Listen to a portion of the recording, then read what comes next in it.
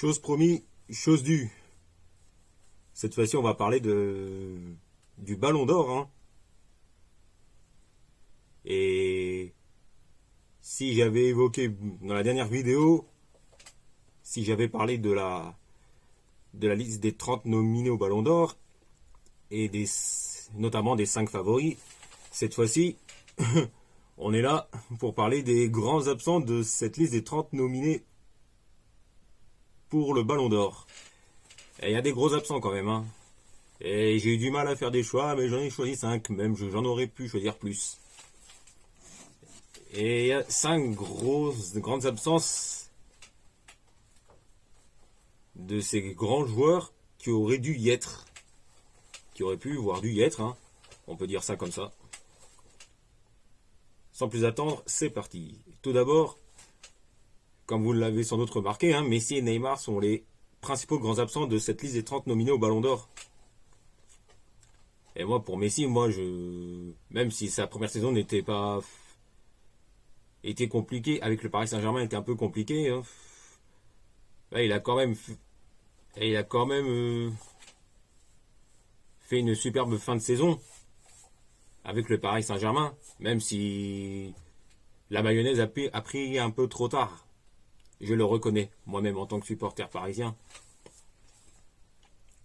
Et l'absence de Messi, et c'est Messi absent de la liste des nominés au Ballon d'Or, ce n'était plus arrivé depuis 2005. Hein. Rien que ce qui est une énorme surprise dans le monde du football. Et cela a déjà fait le tour du monde. Messi, qui est le tenant du titre du Ballon d'Or, espérait sans doute réussir à faire partie de cette liste, mais sa saison décevante avec le Paris Saint-Germain, malgré le réveil depuis quelques jours, n'a pas aidé du tout. Après, on va pas se mentir, hein, sur l'ensemble de la saison dernière, Messi a été transparent et n'a pas vraiment brillé la saison dernière avec le Paris Saint-Germain, malgré quelques matchs de grande classe en Ligue des Champions, par exemple, hein, avec ce but fantastique face à Manchester City. Bon, ça, c'est une autre histoire.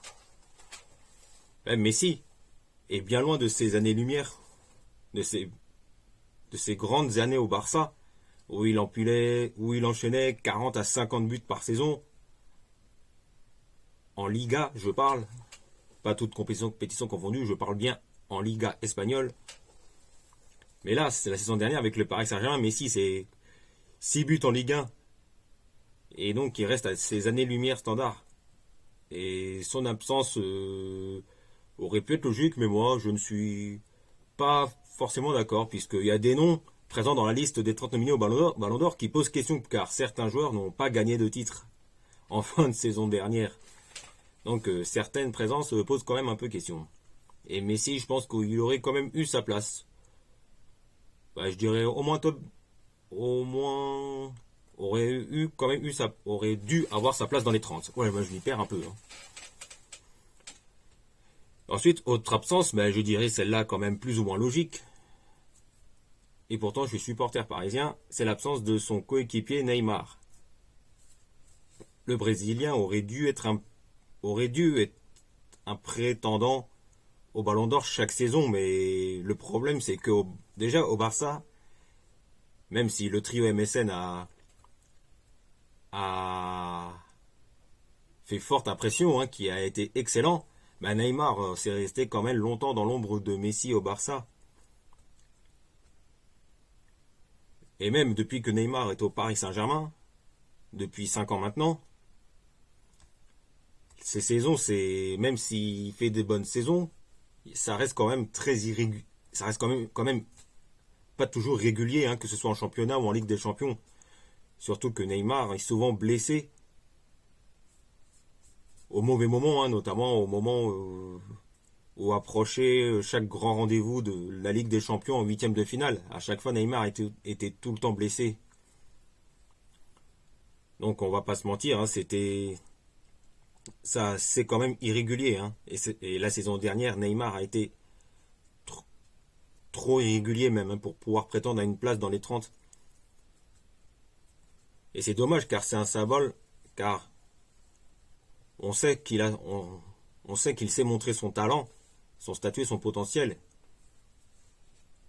Et franchement, même depuis le début de sa carrière, Neymar aurait dû être dans les prétendants sérieux au Ballon d'Or. Enfin, peut-être même dans le top 5. Enfin bon.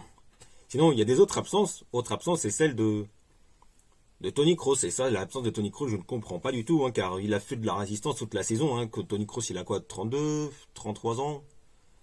Enfin bref, même s'il a un âge avancé, Toni Kroos a quand même fait de la résistance, hein, avec son coéquipier au Real Madrid, Luka Modric.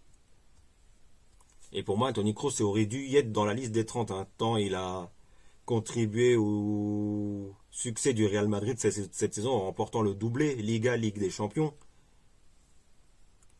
Il a été précieux dans le jeu de son équipe, au milieu avec Casemiro, Modric. Et après,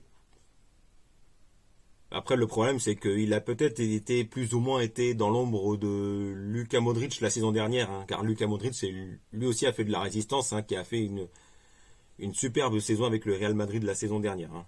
Donc ça explique peut-être cela, je sais pas. Ensuite, autre joueur qui aurait pu y prétendre, enfin qui aurait même dû y être, hein, dans la liste des 30 nominés au Ballon d'Or, c'est le Français Théo Hernandez, le frère de Lucas.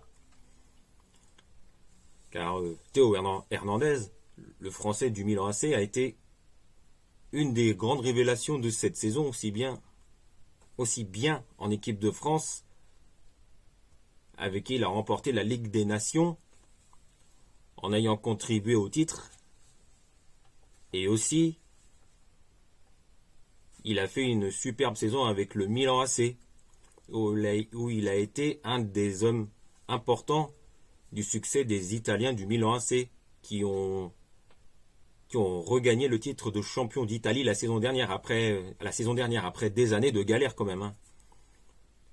Et Théo Hernandez a été un élément indiscutable du club milanais, et il reste toujours indispensable dans l'équipe des Rossoneri. Ensuite, autre grande absence, c'est celle de Thiago Alcantara. Eh oui, Thiago Alcantara aurait dû y être dans la liste des 30 nominés, car il a quand même fait une superbe saison avec Liverpool, en remportant la Coupe de la Ligue anglaise, si je ne dis pas de bêtises, et la Coupe d'Angleterre en fin de saison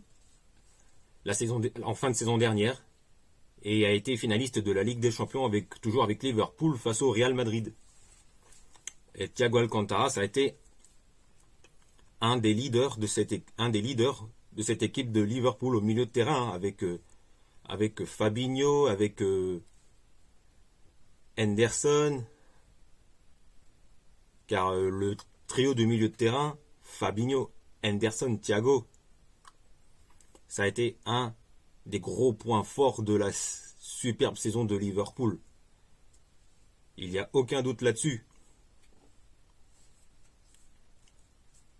Donc Thiago Alcantara aurait dû y être dans la liste des 30 nominés au Ballon d'Or. Ensuite, j'aurais pu parler de Eder Militao, qui a fait une superbe saison au Real Madrid en remportant le doublé Ligue des Champions avec le Real Madrid la saison dernière. Et aussi j'aurais pu parler de Thomas Müller, qui a fait aussi une superbe saison dernière avec le Bayern Munich, en remportant le titre de champion d'Allemagne. Bon ben voilà, c'était un plaisir d'avoir fait cette vidéo cette semaine, encore une fois, hein, et pour info, c'est la dernière vidéo, car après, je pars en vacances sur la Côte d'Azur, donc si vous ne voyez pas de vidéo sur ma chaîne, hein, ne vous inquiétez pas, c'est que je suis en vacances en ce moment. Voilà, c'est tout. Passez un bon week-end à tous. Allez, salut.